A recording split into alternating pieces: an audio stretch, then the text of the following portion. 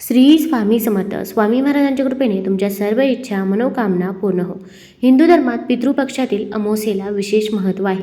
जर एखाद्याला आपल्या पूर्वजांच्या मृत्यूची तिथी माहीत नसेल तर तो त्यांना सर्व पितृ अमावस्येच्या दिवशी तर्पण देऊ शकतो. तसेच त्यांच्या नावाने गाईला पान लावू शकतो. तर येत्या 2 ऑक्टोबरला सर्व पितृ अमावस्या आहे. पितृपक्षातील हा सर्वात शेवटचा दिवस आहे. असे मानले जाते की या दिवशी पितरांना तर्पण अर्पण केल्याने ते प्रसन्न होतात. या दिवशी स्नान आणि दान केल्याने पुण्य प्राप्त होते. पितरांसाठी तर्पण, पिंडदान, श्राद्ध इत्यादी केल्याने पितरांचा आशीर्वाद प्राप्त होतो. कुटुंबात सुख, शांती, समृद्धी नांदते. धार्मिक मान्यतेनुसार या दिवशी केलेले श्राद्ध कुटुंबातील सर्व पितरांच्या आत्म्याला प्रसन्न करते. या दिवशी जर आपण काही उपाय केले, काही सेवा केल्या तर त्या खूप प्रभावी ठरतात. या दिवशी आपल्याला एका ठिकाणी दिवा लावायचा आहे की ज्यामुळे आपल्या पितरांना मोक्ष प्राप्ती होईल, त्यांच्या आत्म्याला शांती मिळेल व आपल्या घरामध्ये देखील सुख, शांती, समृद्धी येईल. तर कोणता उपाय करावा, कोणत्या सेवा कराव्यात हे जाणून घेण्यापूर्वी तुम्ही चॅनलवरती नवीन असाल तर चॅनल लाईक करा आणि सबस्क्राईब देखील करा. कमेंटमध्ये श्री स्वामी समर्थ किंवा ओम पितृदेवताय नमः लिहायला विसरू नका. आता या सर्व पितृ अमावस्येच्या दिवशी आपण सकाळी लवकरच उठायचं आहे. अगदी तुम्ही ब्रह्ममुहूर्तावरती उठले तरी पण चालेल. ब्रह्ममुहूर्तावरती आपण जी काही पूजा करतो, जी काही सेवा करतो ती सेवा ही प्रभावी ठरत असते. या दिवशी आपण आंघोळ करताना आंघोळीच्या पाण्यामध्ये 2 थेंब गंगाजल तसेच थोडेसे काळे तीळ टाकायचे आहे. काळे तीळ हे आपल्या पूर्वजांना समर्पित आहे आणि या दिवशी तीर्थस्थानी स्नान करणे याला खूप महत्त्व आहे. त्यामुळे आपल्याला अशा ठिकाणी जाणे शक्य होत नाही, म्हणून घरीच आंघोळीच्या पाण्यामध्ये आपण 2 थेंब गंगाजल टाकावं. आता या दिवशी आपण घरामध्ये स्वच्छता देखील करायची आहे. आपल्याला उंबरठ्याचं लेपन करायचं आहे. दरवाजाला आंब्याच्या पानांचं तोरण हे लावायचं आहे. त्यानंतर आपल्या उंबरठ्याच्या बाहेर आपण पितरांसाठी थोडंसं पाणी देखील टाकायचं आहे. उंबऱ्याच्या दोन्ही साईडनं थोडंसं पाणी टाकावं. यामुळे आपल्या पितरांचा आत्मा तृप्त होतो आणि ते आपल्याला भरभरून आशीर्वाद देतात असे म्हणतात. तर आता आपल्याला एका ठिकाणी दिवा लावायचा आहे. आता पितृपक्षातील शेवटचा दिवस म्हणजेच पितरांना निरोप देण्याचा दिवस. आता या दिवशी आपल्याला एखाद्या नदीवरती तलावाजवळ आपल्याला एक दिवा प्रज्वलित करायचा आहे, कारण की तिथे देखील आपल्या पितरांचा वास असतो असे म्हणतात. आणि जर असा तलावाकाठी किंवा नदी तीरावरती जर आपण एक दिवा दान केला, दीपदान केले, तसेच दिवा प्रज्वलित केला तर आपल्या पितरांना मोक्ष प्राप्त होतो, त्यांच्या आत्म्याला शांती मिळते असे म्हणतात. आता आपण थोडंसं पीठ घ्यायचं आहे. आता पीठ घेतल्यानंतर त्यामध्ये मीठ न टाकता ते कणिक मळून घ्यायचं आहे. आपण त्यामध्ये थोडीशी हळद देखील टाकू शकता. हळद ही भगवान विष्णूंना अत्यंत प्रिय आहे. माता लक्ष्मीला देखील हळद आकर्षित करत असते. हळद आपला गुरुग्रह देखील बळकट करत असते. तर असं कणिक मळून घेतल्यानंतर आपण कणकेचा एक दिवा बनवून घ्यायचा आहे. आता हा दिवा बनवताना आपण एकमुखी दिवा बनवायचा आहे. या दिव्यामध्ये तुम्ही तिळाचं तेल टाकू शकता आणि तिळाचं तेल जर घरामध्ये नसेल तर तुम्ही शुद्ध तूप किंवा मोहरीच्या तेलाचा किंवा शुद्ध तेलाचा दिवा देखील प्रज्वलित करू शकता.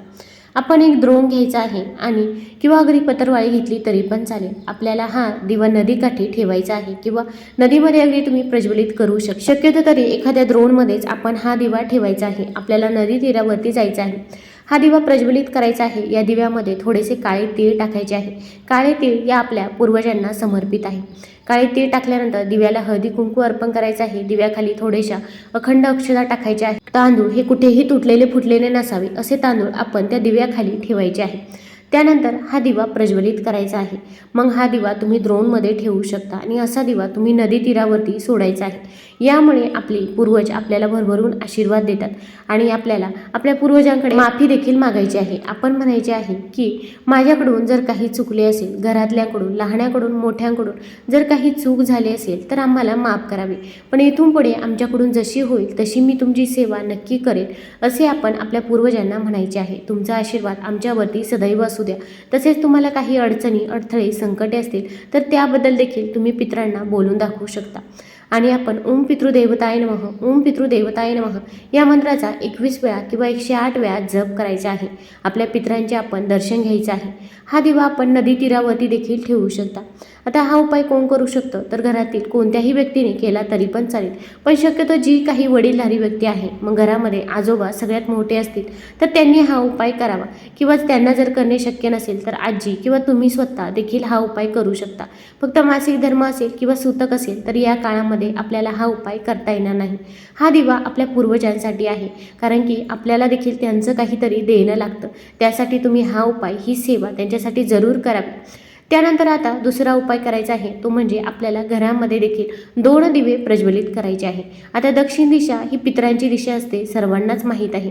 आपण मातीची पंती घ्यायची आहे. मातीच्या पंतीमध्ये शुद्ध तेल टाकायचं आहे किंवा तुम्ही तिळाचं तेल, मोहरीचं तेल देखील टाकू शकता. आता या दिव्यामध्ये देखील आपल्याला थोडेसे काळे तीळ टाकायचे आहे. दिव्याखाली आपण एक प्लेट ठेवायची आहे. प्लेटमध्ये थोडेसे अखंड तांदूळ टाकावे. तांदळावरती हळदी कुंकू अर्पण करावे. त्यानंतर आपण त्या दिव्यामध्ये वात टाकून थोडेसे काळे तीळ टाकून तो दिवा प्रज्वलित करायचा आहे. आता याची जी काही दिशा आहे ती दक्षिण दिशेला असावी, वात दक्षिण दिशेला असावी. दिव्याला हळदी कुंकू लावायचं आहे. दिव्याला फूल देखील अर्पण करावं. आता आपल्याला पितरांचे स्मरण करायचे आहे. पूर्वजांकडे आपण माफी मागायची आहे. तसेच तुमचा आशीर्वाद सदैव असू द्या असे आपण म्हणायचं आहे. आणि आता हा दिवा आपल्याला दक्षिण दिशेला प्रज्वलित करायचा आहे आणि तिथेच आपण आसन घेऊन बसायचं आहे आणि आपल्या पूर्वजांचे स्मरण करायचे आहे. पूर्वजांची नावं आठवत असतील तर त्यांची नावे देखील तुम्ही घेऊ शकता किंवा ओम पितृदेवताय नमः, ओम पितृदेवताय नमः या मंत्राचा जप 108 वेळा करावा किंवा तुम्ही पितृस्तुती देखील म्हणू शकता. तसेच या दिव्याचे घरातील सर्वांनी दर्शन घ्यायचे आहे. मग अगदी घरामध्ये लहान असो किंवा मोठे असो तर प्रत्येकाने आपल्या पूर्वजांचे दर्शन हे घ्यायचेच आहे. आता आपल्याला आणखीन एक दिवा प्रज्वलित करायचा आहे, तो म्हणजे आपण हंड्याजवळ दिवा प्रज्वलित करायचा आहे. आता या पितृपक्षामध्ये काही जण रोज सेवा करताय, म्हणजे 15 दिवस अगदी माठाजवळ दिवा प्रज्वलित करणे असेल किंवा घरामध्ये दक्षिण दिशेला दिवा प्रज्वलित करणे असेल तर या सेवा केल्या तर आपले पितृ नक्कीच आपल्याला भरभरून आशीर्वाद देतील व आपल्या घरामध्ये कधीच कसलीच कमतरता ही भासणार नाही. एखाद्या घरामध्ये जर पितरांची सेवा ही रोज होत असते तर त्या घरामध्ये त्यांनी कोणतंही काम हाती घ्या ते यशस्वीरित्या त्यांचं पार पडतं. त्यांना कोणत्याही कामामध्ये अडचणी अडथळे येत नाही. तसेच त्यांच्या मुलांची देखील प्रगती होत असते. पण जर काही घरामध्ये जर पितृदोष असेल तर त्यांना कायम अडचणी अडथळ्यांचा सामना करावा लागतो. घरामध्ये देखील आर्थिक टंचाई असते. मुलांची देखील पाहिजे तशी प्रगती होत नाही. अशा देखील समस्या उद्भवत असतात. त्यामुळे पितरांचा आशीर्वाद आपल्यावरती सदैव असणे याला देखील खूप महत्त्व आहे. यासाठी आपण हा दिवा प्रज्वलित करायचा आहे. तर आता आपण मातीची पंती घ्यायची आहे. मातीच्या पंतीमध्ये तुम्ही तिळाचं तेल किंवा मोहरीचं तेल टाकू शकता. या दिव्यामध्ये देखील आपण थोडेसे काळे तीळ टाकायचे आहे. दिव्याला हळदी कुंकू अर्पण करायचं आहे. दिव्याखाली देखील प्लेट ठेवावी. प्लेटमध्ये थोडेसे अखंड तांदूळ ठेवावे. तांदळाला देखील हळदी कुंकू अर्पण करावे. दिव्याजवळ आपण सफेद फूल अर्पण करावं. आपल्या पूर्वजांचं स्मरण करायचं आहे. आपल्या पूर्वजांकडे माफी देखील मागायची आहे आणि असा दिवा तुम्ही हंड्याजवळ ठेवायचा आहे. जिथे पण तुम्ही पाणी भरून ठेवत असेल, मग हंडा असेल किंवा माठ असेल किंवा अगदी तुमचं फिल्टर असेल, त्या ठिकाणी जरी तुम्ही असा दिवा प्रज्वलित केला तरी पण चालेल. या दिव्यामुळे आपले पूर्वज आपल्याला भरभरून आशीर्वाद देत असतात.